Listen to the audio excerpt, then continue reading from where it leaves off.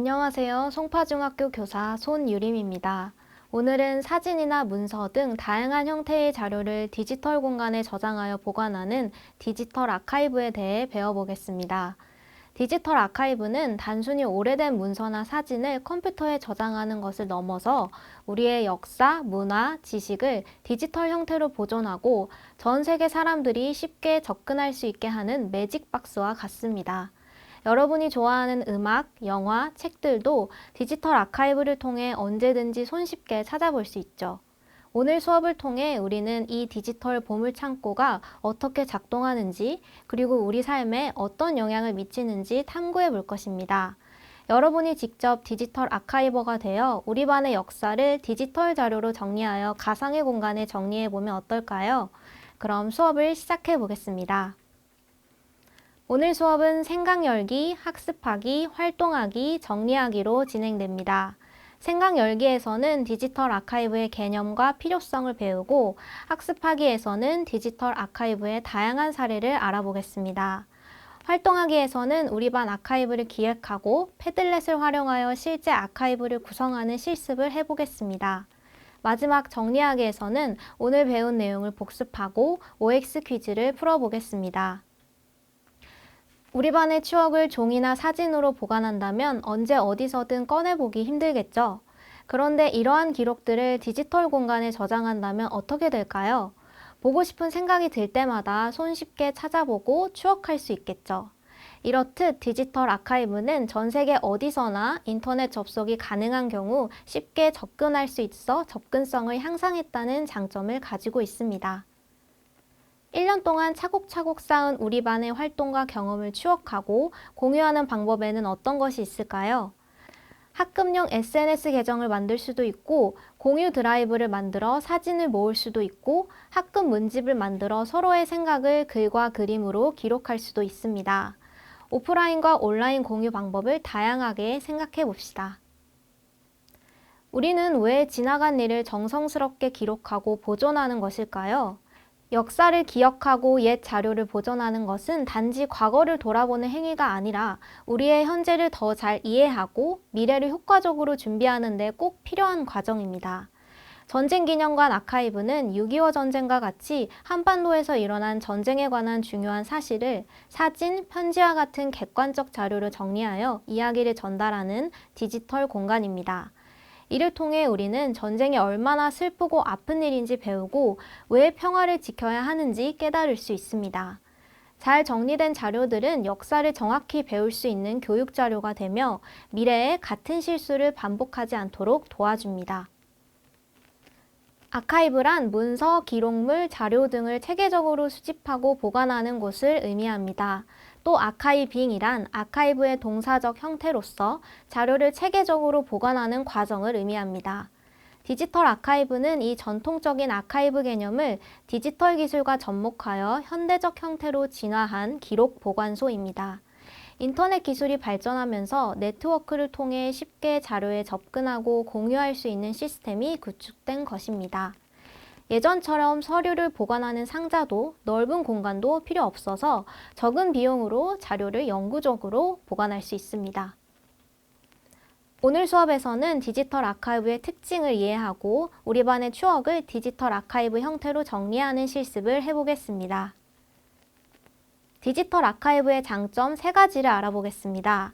첫째, 종이나 문서는 시간이 지남에 따라 손상될 수 있지만 이를 디지털 자료로 변환하여 보관하면 오랜 시간 보관할 수 있고 또 필요에 따라 복원할 수 있습니다.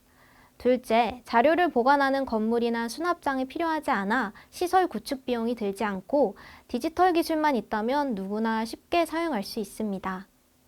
셋째, 공유와 협력을 촉진하여 학술적 연구와 교육에 중요한 역할을 합니다. 디지털 아카이브는 사진, 영상, 음성 등 디지털 자료라면 어떤 형태든 저장할 수 있습니다.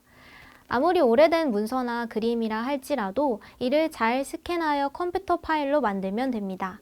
그 다음 이 파일들을 쉽게 찾을 수 있도록 제목이나 날짜를 붙여 클라우드에 안전하게 보관하고 필요할 때 언제든지 키워드를 검색하여 꺼내보면 됩니다. 디지털 기술이 중요한 자료를 오랫동안 보존하도록 도와주는 것이죠. 디지털 아카이브를 잘 활용한 사례 몇 가지를 소개하겠습니다. 먼저 문화 디지털 아카이브 중 하나인 디지털 한글 박물관입니다. 한글은 세계에서 가장 과학적이고 체계적으로 만들어진 문자 중 하나로 그 무엇과도 바꿀 수 없는 우리나라의 소중한 문화적 자산입니다.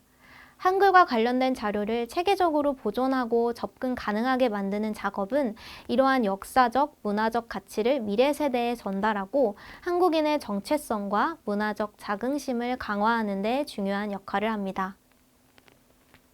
두 번째 사례는 예술 디지털 아카이브 중 하나인 K-팝 아카이브입니다. 글로벌 영향력을 발휘하고 있는 K-팝에 관한 자료를 뮤직비디오, 공연 기록, 아티스트 인터뷰 등으로 분류하고 보존하는 일은 다양한 국가와 문화 배경을 가진 사람들이 K-팝을 통해 소통하고 상호 문화적 이해와 존중을 바탕으로 새로운 문화 창조에 주도적으로 참여할 수 있도록 도와줍니다. 세 번째 사례는 소규모 공동체 디지털 아카이브 중 하나인 성북마을 아카이브입니다. 2018년부터 시작한 성북마을 아카이브는 성북 지역의 역사, 문화, 생활에 대한 기록을 디지털 형태로 보관하여 지역의 정체성을 전승하고 지역사회 개발에 대한 관심을 증가시켜 구성원들의 적극적인 참여를 유도하는 데 중요한 역할을 합니다. 네 번째 사례는 개인 디지털 아카이브 중 하나인 서태지 아카이브입니다. 서태지는 1990년대 활동하며 한국 가요계에 커다란 영향을 준 가수입니다. 이렇게 사회적으로 영향을 가진 개인의 경력, 창작물, 공적 기록 등을 체계적으로 관리하는 일은 그들의 업적과 유산을 안전하게 보존하는 데 도움을 줍니다. 이제 본격적으로 우리반 아카이브를 기획해 봅시다. 우리반 아카이브를 만드는 활동은 우리반만의 특별한 이야기와 추억을 한 공간에 체계적으로 정리하는 멋진 프로젝트입니다. 이제 여러분이 직접 조사하고 모으고 정리한 다양한 자료들을 디지털 아카이브 형태로 만들어 봅시다. 아카이브의 운영 목적, 이름, 운영 규칙, 운영 관리자 등 필요한 내용을 서로 합의하여 정하고 서로 어떤 역할을 맡으면 좋을지 이야기해 봅시다. 운영 관리자로 선정된 친구는 패들렛 사이트를 만들어 주세요. 어떤 서식으로 자료를 정리하면 좋을지 친구들과 의견을 모아 결정해 봅시다. 패들렛 페이지를 생성했다면 패들렛의 제목을 아카이브 이름으로 변경하고 반 친구들과 주소를 공유해 봅시다. 패들렛을 활용하면 글이나 사진, 동영상 등 다양한 형태의 디지털 자료를 보관하고 공유할 수 있습니다. 학급 구성원 모두가 자료를 수집하고 정리하는 일에 참여한다면 다채롭고 풍성한 아카이브가 될 수 있을 것입니다. 전체 학급을 위한 아카이브도 좋지만 소규모 그룹의 아카이브도 만들 수 있습니다. 관심사가 같은 사람들끼리 소모임을 만들어 아카이브를 운영해 보세요. 학생회나 동아리 또는 취미를 공유하는 작은 소모임 등 좋아하는 일을 함께 공유하고 즐기고 싶은 사람은 누구나 참여할 수 있습니다. 소규모 그룹 아카이브를 만들었다면 이제 홍보를 통해 모임원을 늘려나가야겠죠. 소모임을 홍보하는 포스터를 만들어 SNS에 공유해 보세요. 오늘 배운 내용을 OX 퀴즈로 정리해 봅시다. 첫 번째 문제입니다. 아카이브는 기록 보관소로 세계의 많은 나라에서 다양한 목적으로 아카이브를 만들어 관리하고 있다. 첫 번째 문제의 정답은 O입니다. 아카이브는 기록 보관소를 의미하는 말로 많은 나라들이 다양한 목적으로 아카이브를 만들어 관리하고 있습니다. 두 번째 문제입니다. 디지털 아카이브는 기록 보관을 디지털 형태의 자료로 저장하고 관리한다. 두 번째 문제의 정답은 O입니다.